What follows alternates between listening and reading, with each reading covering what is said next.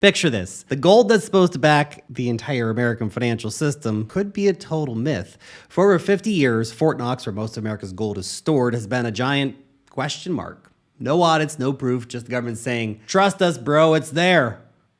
If we regular folks get tax audited all the time, why not Fort Knox? Hell, they audit the Bitcoin chain every 10 minutes. Can you tell me you can't do it once in 50 years, Fort Knox? Today, we're uncovering the wild history of America's gold, the insane fallout if it's gone, and in the end, we'll discuss the solution to this mystery. Let's rewind the clock to understand how America became the gold kingpin, who supposedly has over 8,100 metric tons of gold under lock and key. Now, back in 1933, during the Great Depression, President Franklin Roosevelt dropped a bit of a bombshell with Executive Order 6102, aka the greatest gold heist of all time. Except it was from you. Stole it from you. He basically said, hey, regular citizens, hand over all your gold or pay a fine and stay in the slammer for 10 years. What a choice. Americans had to turn in their gold coins and their bullion for paper dollars. The end of an era. But it worked. Threat of violence and imprisonment got people to hand their gold over.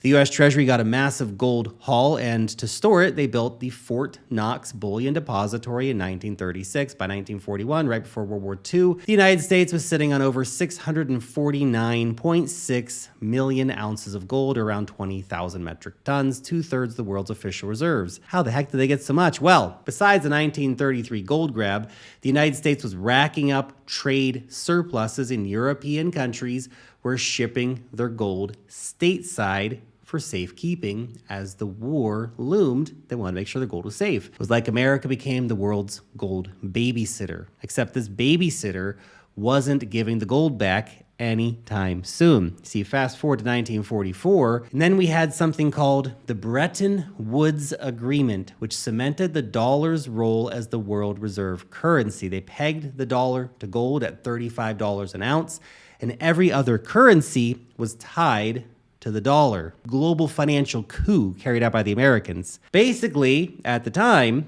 the dollar was as good as gold. It could be redeemed in theory for gold. Now, before we break down America's gold stash and its impact on the world at the time, guys, real quick, shout out to Femex. Look, I know a lot of you guys are out here trading Bitcoin, you're out here trading Solana, Ethereum, what other top cryptocurrencies. Well, if you want a great exchange to long and to short cryptocurrencies on, long the rips, short the dips, check out OG cryptocurrency exchange Femex. These guys have got an incredible offer for you right now. So first off, you need to understand this is available to everybody, everywhere. Okay, no KYC, no VPN needed. Just use the link down below, start your account, deposit some USDT, and off you go. It's really that easy. Okay, so it doesn't matter what country you're in, you can use Femex. And right now, very limited time offer, you can actually get a free $100 trade over there. So that's all right, a free $100 trade, pretty damn cool. Now all I need to do, deposit 10 bucks, make a trade worth at least $1, and then you'll get a free $100 trade airdropped to you. So you can use that to do a $100 trade on Bitcoin or whatever else it might be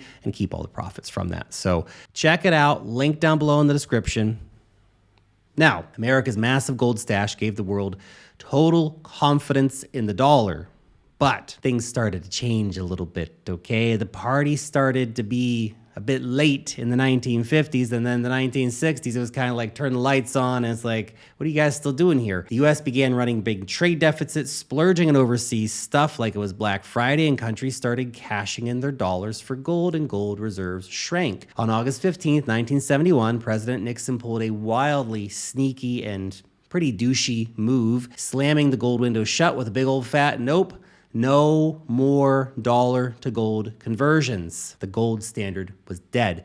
The Bretton Woods system, as we knew it at the time, collapsed. The world went full on paper bullshit, useless money. The United States decided to hang on to the gold that it had left, and today that total of U.S. gold reserves, again, sits around 8,100 tons, but there's been no audit, so that's just a guess. Fort Knox holds more 4,500 of those tons, and at today's gold prices of $3,100 per ounce, since I'm recording this video, that's a lot of money. 8,100 metric tons is 260 million ounces, times $3,100, that's about $807 billion in gold. But here's the billion-dollar question, literally. Where's the proof the gold is still there? A lot of people are asking this question. The president himself has doubts about this. Elon Musk has doubts about it. Trump said, I'm going to see if we have the gold there. We want to find out, did anybody steal the gold in Fort Knox? And yet they haven't been there yet.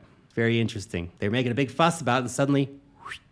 Of course, he will bring the best auditor, Elon Musk, who's also quite determined to find out the truth. Now, you'd think the government wanted to show off all that shiny gold all the time, right? Look at all the gold we have. We're America. We're so rich. Nope. Fort Knox hasn't had a real audit in over 50 years. Again, that's insane. It's insane. That's crazy. You kidding me? The last so-called audit was in 74, and let me tell you, it was rumored to be more of a photo op than anything else. The Treasury brought in some hand-picked politicians and some hand-picked prostitutes, journalists I mean, showing them a single vault and let them pose with some gold bars for the cameras. Just your standard PR stunt, right? No inventory check, no weighing, no verifying. None of that stuff. They didn't even verify if the gold was actually owned by the US. That could have been a vault that France was leasing. Again, just a PR stunt, plain and simple, not a real audit. Since then, nothing. You would think that'd be something. You just send somebody in once. You're the guy. You go there once a year and you check on the gold, man.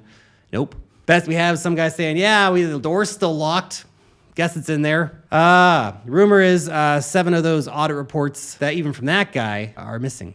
Anyway, can you imagine what will happen to you if you're missing receipts or financial statements when the old tax man comes a knocking? Hey, where's that receipt for that business coffee lunch you had, you know? You're in big trouble.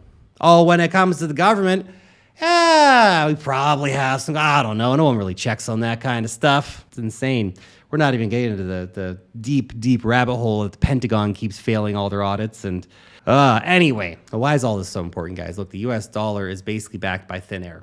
It's a trust me bro model. It's not a very good model. And they just print how much they want, whenever they want. And I might be oversimplifying it a bit, but it's basically how it works. Maybe it's more appropriate to say that it's backed by the full faith and credit of the United States government.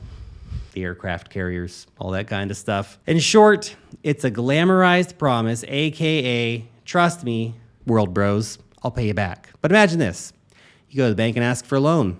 The bank says, oh, sure, no problem. What do you have in case you can't pay back the loan, in case you default? And you just say, well, I have this gold watch worth $20,000, and you can have it until I pay back the loan with interest. Seems reasonable, seems fair, right? Well, imagine then the bank appraising your collateral and finding out that you gave a cheap knockoff.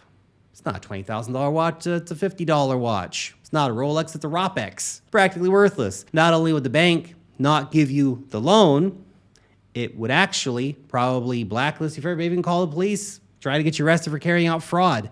Same thing here. Although the greenback is, of course, no longer backed by literally anything except a trust me bro model from the government, not backed by gold, not backed by any other kind of commodities. The assurance of having the biggest gold reserves in the world has, at least to some extent, provided some sort of implicit assurances of stability for the United States. But the gold now relative to the total debt is so small that that promise rings a bit hollow. And if Fort Knox and the other gold vaults were found to contain less gold than advertised, or worse, somehow they were empty, wouldn't shock me. Would it shock you? Probably not. Well, then the confidence in the US dollar and the US government would erode even further. Perhaps that's why Trump and Elon have shut up about it. They went, or someone they know went, and there's a problem. On the flip side, there are talks that it's possible that the USA is actually hiding its true gold reserves, and that it's actually the reverse. They don't want to let the international community know how much they have, because America has been hardcore stacking gold for decades, and they have way more than anybody else, and they don't want China or Russia to find out just how much gold they have, which is why they don't want to audit it. Now, why the hell would the USA do that? Well, it's said that it's, of course, possible that the U.S. is hiding extra reserves for geopolitical leverage, maybe just a oh shit account, right? But there are rumors that China is also massively underreporting. So why wouldn't the USA also underreport? Is it just a case of keeping your cards close to your chest? No, there's something a bit deeper here. And unfortunately, we don't fully have all the answers, but this is some 4D chess stuff if everybody has way more gold than they're actually reporting. Now, it would take a presidential order to actually open up the vaults and to do a full audit. Trump has the power to do that. But before we learn the truth, before that happens, we're just going to have to speculate on, is it there? Is what was said there? Or is there way more there? The way more, that actually gets to be a super interesting conversation, but that's one we'll have to have later after we have a real audit. And of course, they do have to test each bar to make sure they're actual gold. They're not just like gold-plated tungsten bars or some BS like that. I mean, you never know, right? They have to weigh them one by one, verify the actual weight. It's a process. I mean, can you imagine like weighing 8,000 tons of gold bars? It's going to take a while, man. Verifications also need to make sure the bar is actually Uncle Sam's and not a loaner from another country. So there's that to account for as well. So look, this whole Fort Knox mess just begs one simple damn question. Why should we care? What can we do about it, okay? Because that's two questions. Anyway, you get my point. There's got to be a better way to handle all this. Pretty crazy situation. I like gold, but gold's a bit old-fashioned, and this whole story proves that it's a bit old-fashioned. Some countries got a whole bunch of gold stored underground in some vault that no one's been to and no one's audited in 50 damn years. Like, what is this? It's crazy. You're supposed to sit back and trust the system. Who the hell trusts the system? Trump and Elon might be our best shot at uncovering the truth of the Fort Knox gold right now, and that's super interesting, actually. I mean, if anyone can get those vaults open, it's these guys. So let's see if they can do it. But let's be real. What the heck is going to happen after Trump's term ends? Even if they find out something interesting and have good custodianship over that, well, still have to trust the government. Okay, we're all back to square one, crossing our fingers, hoping for continued transparency in the future. But here's a wild idea. Instead of obsessing over gold, and I like gold, don't get me wrong. Have you tried Bitcoin, guys? Switch over to Bitcoin. With Bitcoin, of course, you don't even need to worry about all the audits. It's just there, working. It's pretty awesome, right? Satoshi Nakamoto built it to be the audit system.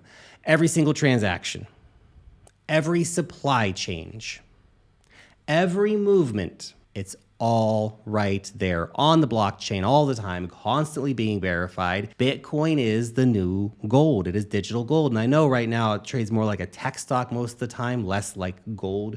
Gold tends to do well in times of crisis, as we're seeing right now.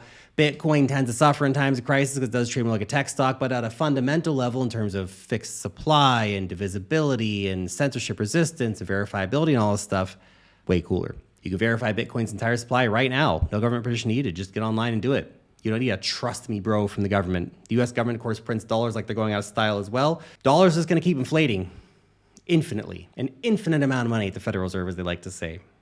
Government hides its gold reserves. They dodge transparency like it's an Olympic sport. Bitcoin, 21 million coins, verifiable, audited every 10 minutes. It's the total opposite of all this BS. And Satoshi knew this is why he made it. Fully transparent money, fully auditable money, and completely outside of the control of anyone. Nobody can stop you from sending Bitcoin. Oh, they can stop you from moving your gold around the world. Oh, you might be able to get away with a few ounces on a plane or something like that, but try to move 100 kilos of gold. Not so easy. Try to move 1,000 kilos of gold. Definitely not easy. Not to mention, of course, Bitcoin is more scarce than gold. So here's the real deal. We're into Bitcoin for all these reasons and more, and it's not to diminish gold. I like gold, like I said. But in a world where paper money is basically programmed to continually lose its purchasing power over time, Bitcoin, a real hard asset like Bitcoin, is very interesting. And of course, assets like gold, yeah, they can get confiscated by the government and stuff like that. There's certainly some problematic things there, but gold's still cool too. And it's good that America has a lot of gold, if of course it's still there. But that's why Bitcoin makes a lot of sense. Just think about it. When the brown stuff, when the shit hits the fan, okay, you can just pack up, grab your private keys, bounce, man. Hop on a plane, you're gone. No need to stress about closing your bank account or digging your gold up, or even maybe you're storing your gold in a vault. You gotta go out into the vault. It's only open during banking hours. Gotta hope that they haven't done something with it, right? Yeah, but if you have a lot, maybe you need an armored truck so no one robs you and all that stuff.